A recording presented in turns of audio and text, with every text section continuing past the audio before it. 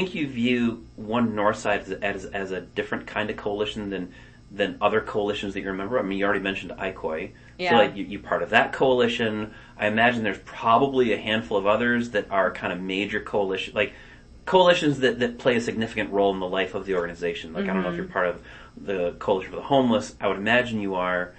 You know what I mean? Yeah. Like, there's all these coalitions. Do you view One Northside as a different kind of coalition? And maybe a better question is, do you think the organization gets different things from One Northside as a coalition than other coalitions that you belong to? Maybe. We probably get...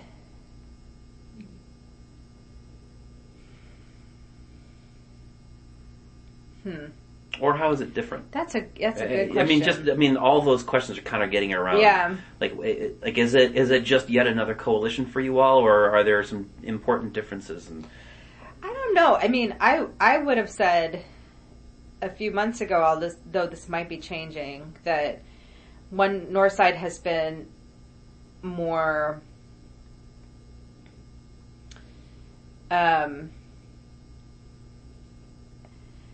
more action-oriented and a way to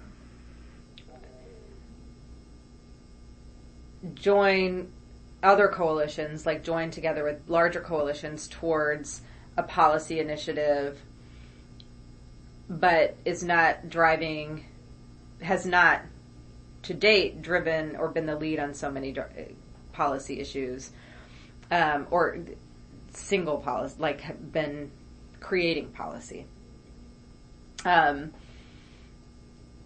it's always, it's always like, what is the word I'm looking for?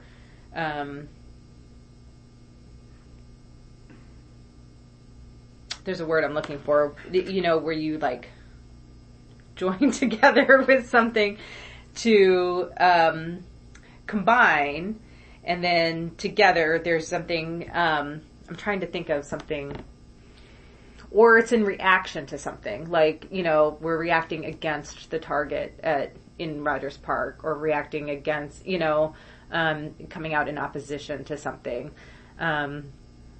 But all of the economic justice policy stuff and all of the housing policy stuff has been in conjunction with other coalitions, if I'm remembering correctly. A lot of it has been. Yeah, it's kind of...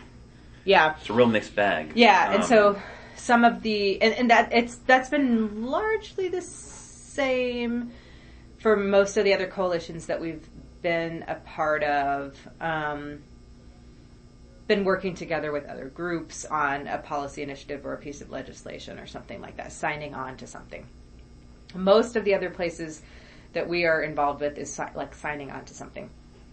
And they have like one lobbyist and they do all the work, and it's not really action oriented at all. Maybe there's a lobby day. So One Northside is definitely the most active and the most diverse in terms of the breadth of issues that they're working on, and yeah, for sure. For sure. So the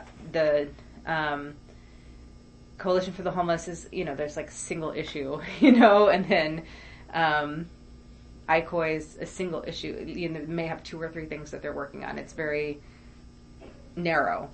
So I think that One Northside is the most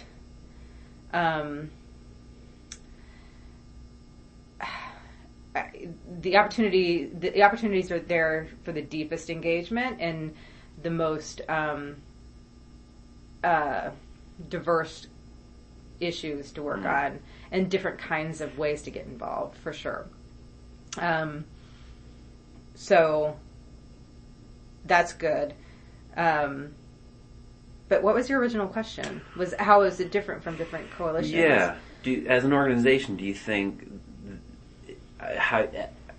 in your experience as a coalition member with One Northside, are there differences? Are there meaningful differences in belonging to a coalition like One Northside as opposed to other coalitions that you belong to? Right. Yeah. I mean, so yeah, there's just different and more opportunities. Yeah, with One Northside. But I would also say that, it seems to me like that involvement with One Northside requires, it seems like, a certain amount of initiative on your part, on the individual's part. Like you have to want to stay involved, right? Mm-hmm. The organizers will pester you and will call you and get you to stay involved. If you've provided some value to them, but to the group, but if I think that there's a lack of capacity, right, in ensuring that there's involvement. So that I think they're going to rely on me to keep everyone else involved, right? I think that's part of my job. They're going to rely on you to keep other people at the organization involved. Yeah, because that's how it works, right? It's like they need to train the leaders to, it's like a phone tree, right, or whatever that analogy is. So there is a clever term for that, where you're creating a leader within this organization to act as a proxy, so you can then, like, great, now Aaron can sort of function as an organizer. Right. And, right. Yeah. It has to self-perpetuate because otherwise they can't keep everyone involved. So there's probably some missed opportunities there. Right. Yeah. So it's a coalition that does require that. So I'm yes. Right. So this is a tricky thing, and I hear you trying to talk through this. I'm trying to think and talk at the same time. And this makes sense, right? So it sounds like you're saying that it's different because it's multi-issue, mm-hmm. and there's a number of differences that come along with that are important because of the diversity of issues, right. the diversity of opportunities. It's different also in that it relies on someone being an organizing force within the organization, right, to keep that individual the individual commitments from folks here. Right. Well, and that's... Is that different? So is that different from other coalitions, or are there ways that other coalitions can just sort of like count on your support that don't require that level of individual drive? I don't know. I think it's different just because there are so many different, like, where's that sheet that has all the issue teams? Like, it's different because there are so many opportunities, Oh, so, yeah. It's, if Coalition for the Homeless calls us, they're not going to have 15 mm-hmm. different, groups for us to get involved in.